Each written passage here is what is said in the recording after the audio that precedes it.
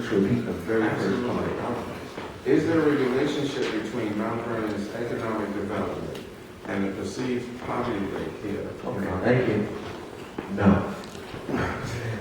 There is actually a big gap.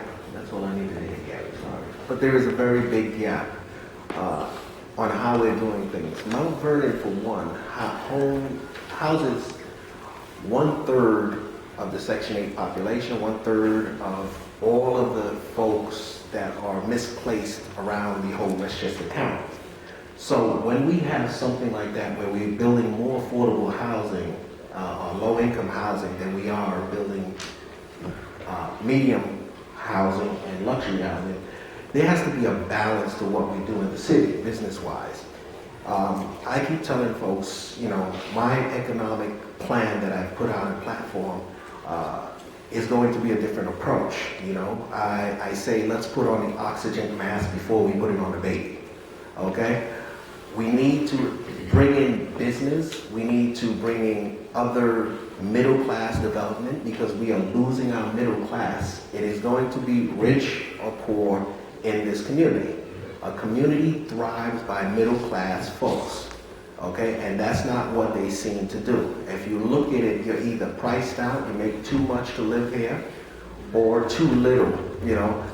If you are in the middle, you're squeezed. There's nothing for you, you know, and that's what happens. You can't get the services that you need because you make too much, and you can't get the other services you need because, you know, you may make too little. So we have to really look at how we are doing an economical plan, which I say we definitely need what we call a master comprehensive development plan for the city. Our city is based on 87% tax burden on the homeowner.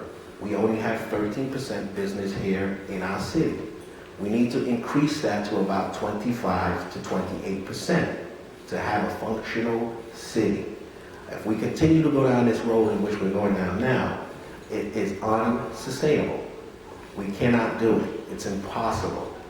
And what we need to do is look at the services that we are doing and utilizing for those who are less fortunate and actually see how we can restructure a lot of those programs and work with a lot of organizations. I know I work with Westcop and West Hab and partnered with many others in veteran programs to bring these services to our town and to train youth and to get everybody off the street, but that's not enough. We have to start to think smart. We have to bring those businesses in here that we can actually employ some of these folks as well and put them to work. I think the best plan to creating that economic to poverty plan and close that gap is by giving people jobs that they can actually have affordable living.